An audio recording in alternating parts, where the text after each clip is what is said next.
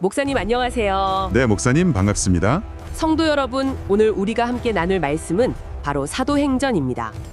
예수님께서 부활 승천하신 이후에 성령의 능력을 받은 사도들이 어떻게 복음을 전파했는지를 아주 생생하게 담고 있는 말씀이죠. 맞습니다. 그래서 많은 분들이 사도행전을 성령행전이라고 부르기도 하잖아요. 네, 그렇죠. 복음 전파의 주체가 사도들이나 어떤 인간의 노력이 아니라 바로 성령 하나님이심을 분명히 보여주기 때문입니다. 이 말씀이 어떻게 예루살렘의 그 작은 다락방에서 시작해서 로마 제국의 심장부까지 이르렀는지 그 거침없는 여정을 함께 따라가 보겠습니다. 네, 좋습니다. 모든 것의 시작은 역시 예수님의 약속이었습니다. 네, 승천하시기 바로 전에 제자들에게 성령을 기다리라고 명하셨고 그 마가의 다락방에 모여 기도하던 120명의 성도에게 약속하신 성령께서 불의 혀같이 임하셨습니다. 그 성령 강림의 역사는 정말 놀라웠습니다. 제자들이 각기 다른 방언으로 하나님의 큰 일을 말하기 시작했고 또 베드로가 담대하게 예수 그리스도의 십자가와 부활을 설교했잖아요. 네, 그때 하루에 3,000명이나 되는 이들이 회개하고 주님께로 돌아왔죠. 정말 엄청난 숫자죠. 이렇게 탄생한 예루살렘 교회가 서로 물건을 통용하고 사랑으로 하나 된 그런 이상적인 공동체의 모습을 보여주었습니다. 하지만 교회가 부흥하니까 곧바로 핍박이 시작되더군요. 맞습니다. 유대 종교 지도자들의 핍박이 시작됐죠. 아나니아와 삽비라 같은 그런 내부적인 시련도 있었고요. 결국 스데반 집사님의 순교를 기점으로 예루살렘 교회에는 아주 큰 박해가 닥치게 됩니다.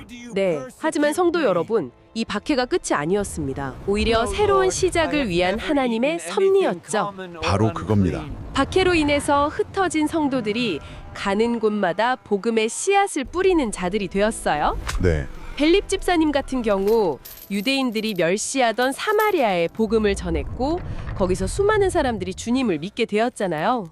그리고 바로 이 시점에 정말 중요한 사건이 일어나죠. 교회를 박해하던 청년 사울이 다메섹으로 가던 길에서 부활하신 예수님을 만나는 그 극적인 회심 사건이 일어납니다. 교회의 가장 큰 적이 이방인을 위한 가장 위대한 사도로 변화되는 순간이네요. 맞습니다. 그리고 동시에 하나님께서는 베드로에게 환상을 보여주시면서 이방인 고넬료에게 복음을 전하게 하십니다. 그 사건도 정말 중요하죠. 네, 이를 통해서 복음이 유대인만의 전유물이 아니고 모든 민족을 위한 하나님의 구원의 선물이라는 것이 공식적으로 선포가 되는 겁니다. 이방인 선교의 문이 활짝 열리면서 안디옥에 교회가 세워지고 거기서 성도들이 처음으로 그리스도인이라고 불리게 되고요. 네, 물론 헤롯 왕의 박해로 야고보 사도가 순교하는 그런 아픔도 있었지만 성경은 이렇게 증언합니다. 하나님의 말씀은 흥왕하여 더하더라. 아멘. 이제 안디옥 교회는 성령의 지시하심에 순종해서 바울과 바나바를 최초의 선교사로 파송하게 됩니다. 그렇습니다. 바울은 세 차례에 걸친 길고 험난한 선교 여행을 통해서 소아시아와 유럽까지 복음을 전하게 되죠. 특히 그 2차 여행 중에는 마게도냐 사람의 환상을 보고 유럽으로 건너가지 않습니까? 네, 맞아요. 거기서 이제 빌립보, 데살로니가, 고린도 같은 여러 지역에 교회를 세웁니다. 그리고 또 예루살렘 공의회에서는 아주 중요한 교리가 확립되죠. 정말 중요하죠. 이방인도 율법의 행위가 아니라 오직 예수 그리스도의 은혜로 구원받는다는 사실이요. 이 결정이 없었다면 기독교의 역사가 완전히 달라졌을지도 모릅니다. 그럼요. 3차 여행에서는 에베소의 두란노 서원에서 2년 동안 날마다 말씀을 강론하면서 강력한 부흥을 이끌었습니다.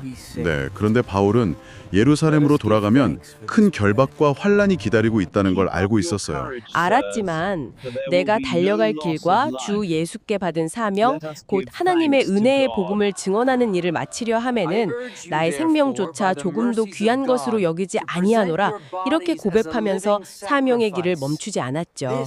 결국 바울은 예루살렘에서 체포가 되고 로마 총독들과 아그리빠 왕 앞에 서게 됩니다.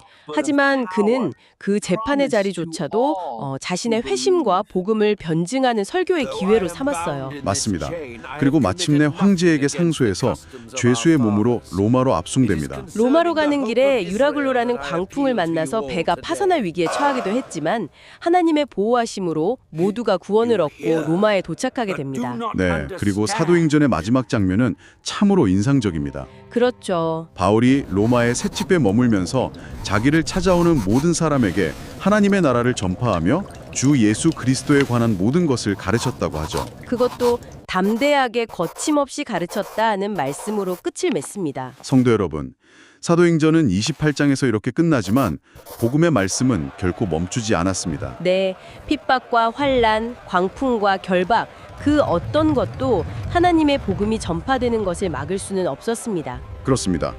그래서 많은 이들이 오늘날 성령의 능력을 의지하여 살아가는 우리 성도들의 삶이 바로 사도행전 29장이라고 말합니다. 아, 정말 가슴 뛰는 말입니다. 사도들을 통해 거침없이 역사하셨던 그 성령 하나님께서 지금 우리와 함께 하십니다. 네, 우리의 삶을 통해 써내려 가실 복음의 새로운 역사는 무엇일지 함께 기도하며 기대하는 우리 모두가 되기를 소망합니다. 다음 시간에 뵙겠습니다. 다음 시간에 뵙겠습니다.